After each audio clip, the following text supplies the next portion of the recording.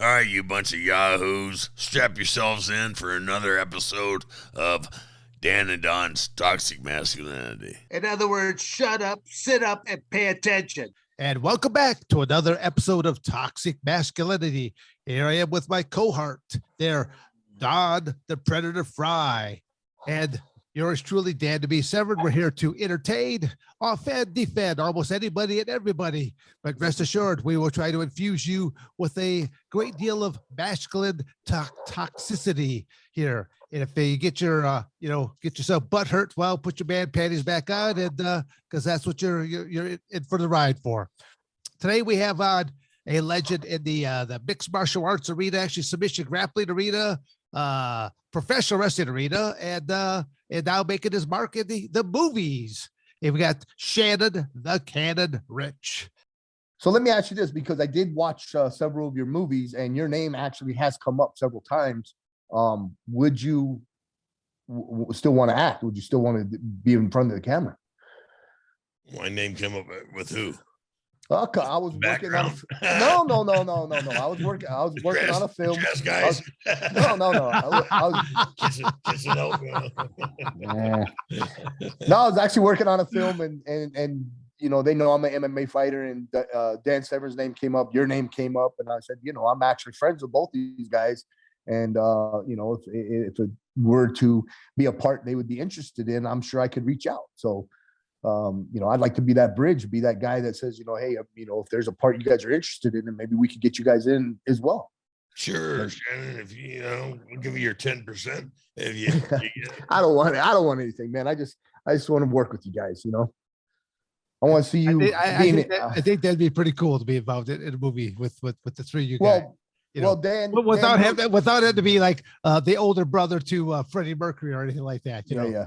Well, Dan, you already met Kieran Gallagher. Kieran Gallagher is the one that got me into, let's say, Hollywood, and he got my SAG card. He's a big stunt coordinator. Now he's doing first AD. He's directing and writing scripts, and he's a huge wrestler. He wrestled at ASU. So there's that bond right there again of ASU wrestling, even going into the movies. Kieran Gallagher. Yeah. He's a younger guy, but late 40s. Actually, so I met him at your training facility. Right? You did. You met him. Yeah, you met him at my gym. Yeah, stunt coordinator. He's been on big movies like Hangover 1, 2, and 3, and The Revenant, and he stunt doubled a lot of guys. But anyway, he's getting to a point now where he can make some decisions, and your guys' name did come up. So therefore, I just kind of want to even just throw it out there if you'd even be interested. I don't know. I did watch you in several movies. So we'll see if you would even be interested in that. Kind of had you on the edge of your seat, didn't it? My acting, huh? Well, it did, especially the Godzilla one. The Godzilla one got me good. You were, I guess, like a colonel or something in the Godzilla one. That was good. Oh, Tony, where's my Godzilla prop when I wanted to go with? Yeah.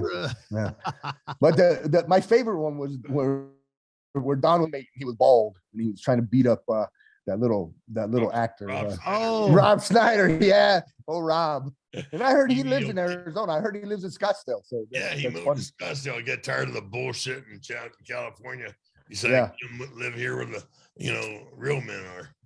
That's awesome, man. That's awesome. Yeah, that was a funny movie. I really did enjoy that one. I did, and that was so much fun making that movie, Shannon. Yeah, I bet. And then you were in the other one where you were wearing a trench coat. What was that? Where your foot was on?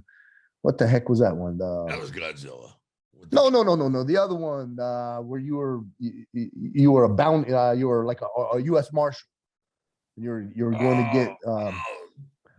get Public Enemies. Public Enemies. Oh man, that was actually a great movie. I really liked that. That was a great movie.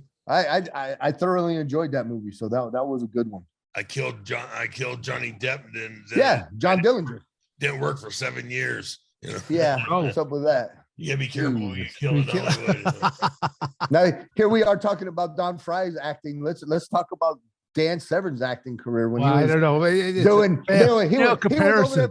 was over there playing a football guy, Rudy. Remember that movie, Rudy? Oh, Dan was in Rudy. That's pretty funny.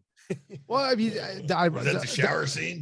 Yeah, shower scene. Yeah, tall boy. Yeah, okay.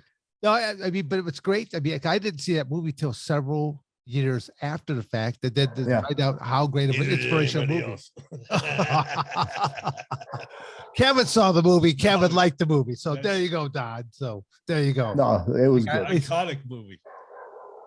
Oh, man, it's a great story. You know, and I really like movies like that too. That has a great story. So Yeah, obviously, I ended up getting a couple other professional wrestlers, and probably the best of all was getting Al Snow involved in there as well. So it was great to be, suit up in football outfits, because it's the different directors. They like the fact that we knew how to make things look great without actually hurting each other.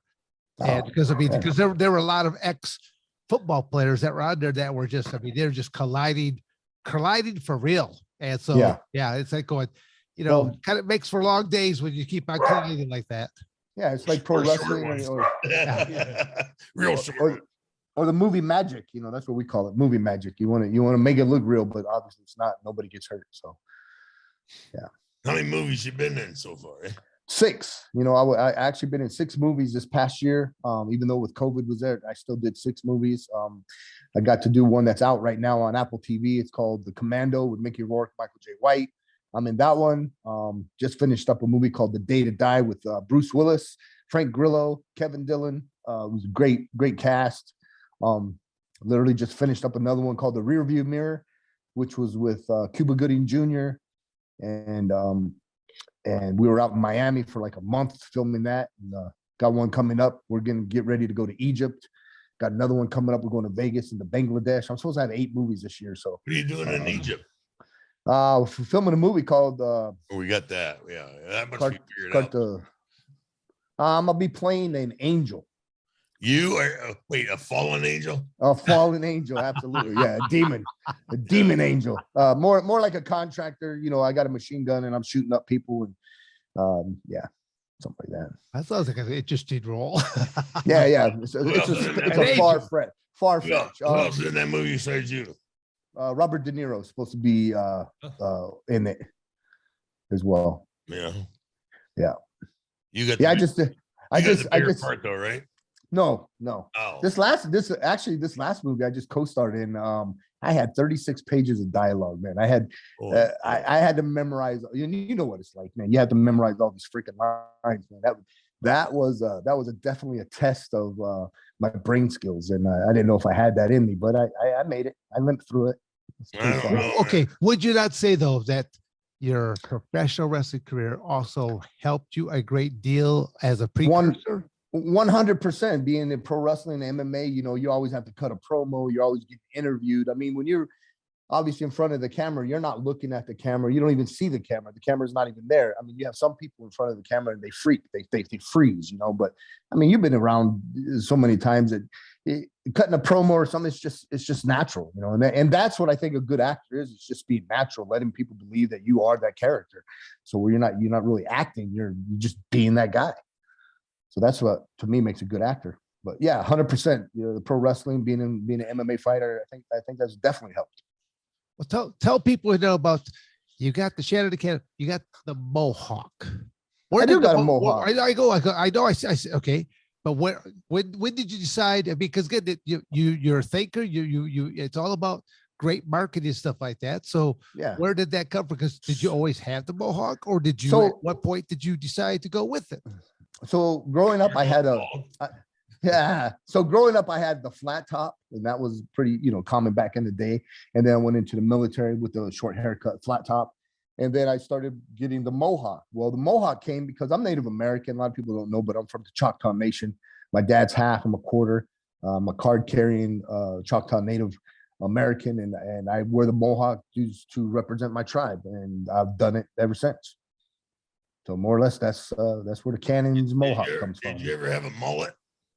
Never had a mullet, no. Oh man, I did. I look great in a mullet, man. I bet you did. I bet you did there, Don. I was rocking, baby. You passed me that toxic masculinity whiskey right there. No, I gotta wash my mouth up for telling a fib here. Yeah.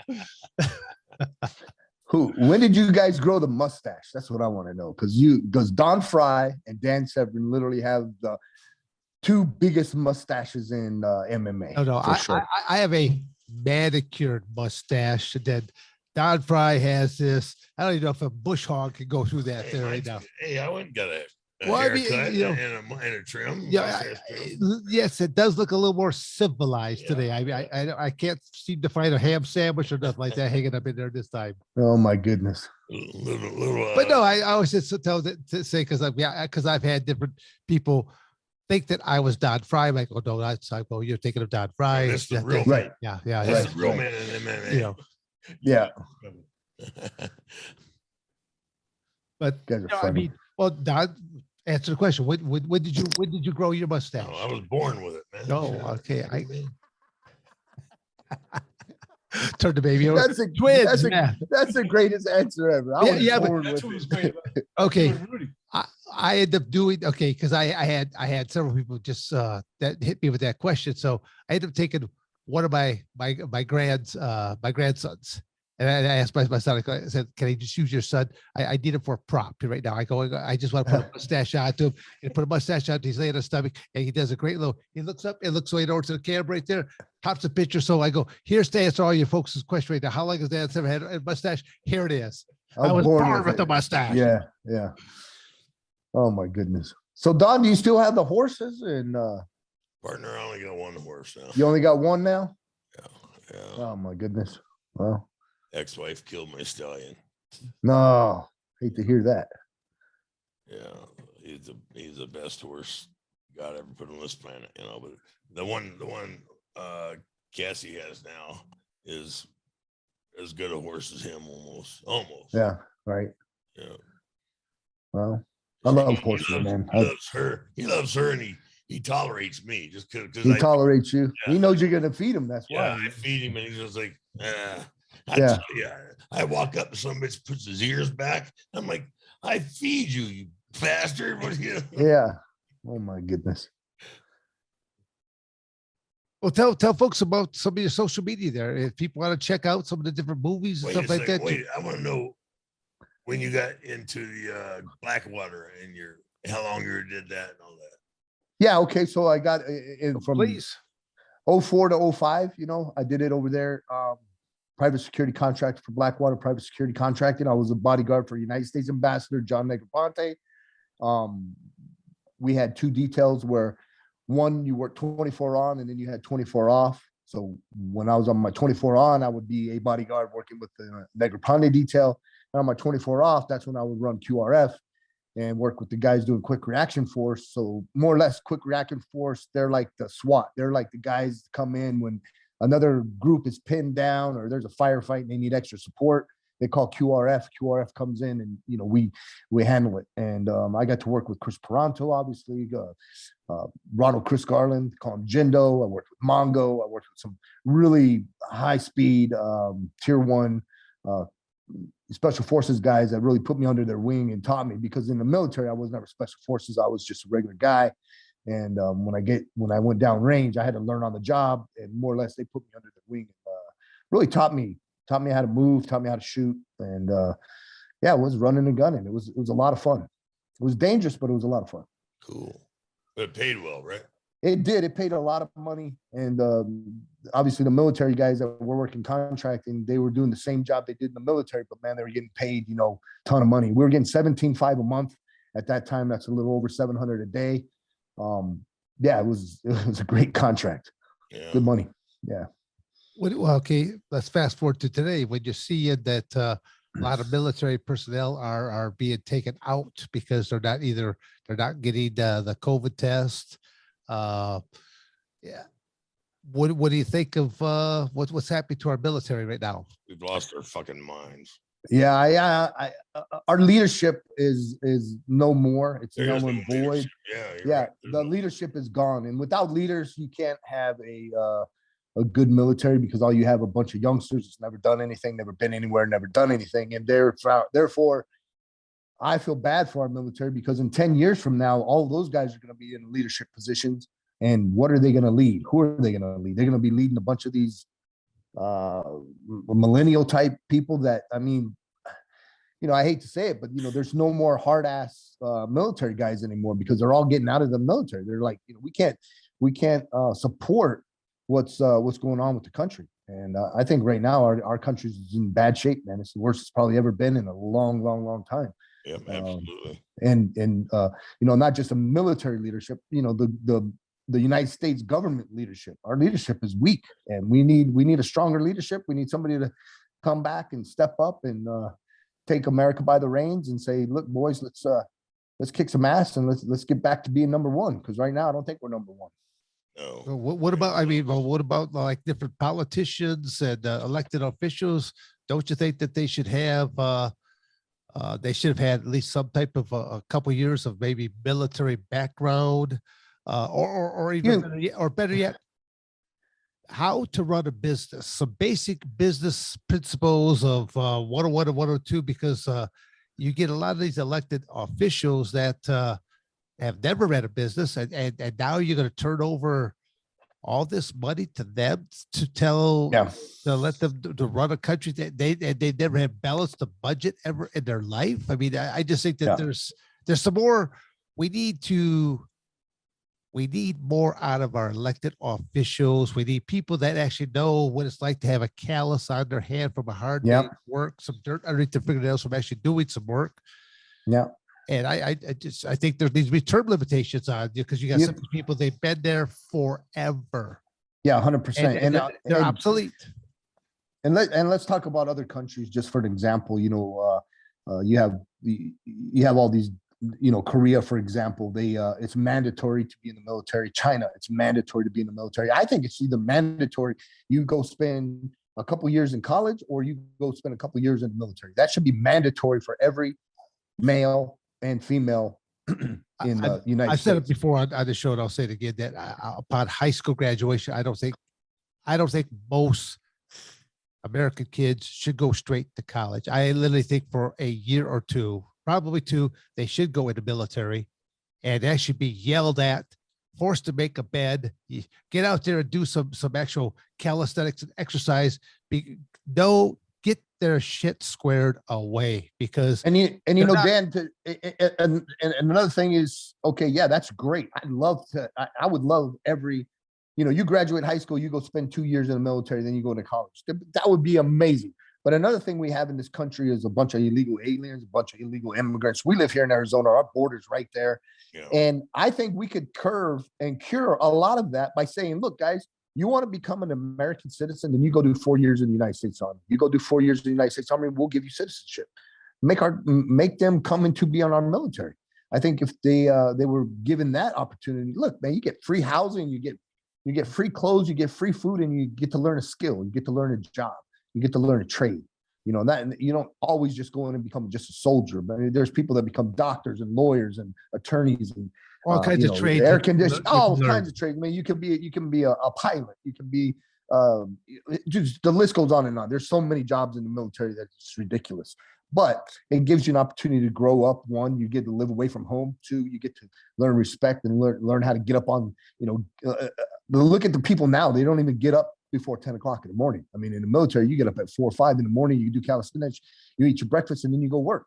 Hey, Shannon, have you heard about these stress cards? Yeah, it's ridiculous. You never heard of it. You never heard of it. Yeah, so you get something relatively new, though, isn't it, Don? No. It's been out for a little while, but obviously, while. When I was there, when I was in, it wasn't there. But now, now see what happens is you go into you feel like you're too stressed because your calisthenics are too hard or something. You hold up a card. For real? Yeah. It gives you a timeout. More or less, it's a timeout. Your drill sergeant's yelling at you too much, and you pull out your little card and you say, "I need to take a timeout." Like a ref, like a yellow card. Yeah, like a yellow card. Right, I need a timeout. Yeah. So it's ridiculous. You get to step back from being yelled at. Okay. Shad, do you support and or reject this? I reject the hell out of it. Again, I give you the platform because it's kind of like going, I already know how Don feels about things. I mean, he hates everything, including me over here most of the time. So it's kind of... Thank you for watching another episode of Dan and Don's Toxic Masculinity. You better like, subscribe, and share, or I'm going to come to your house.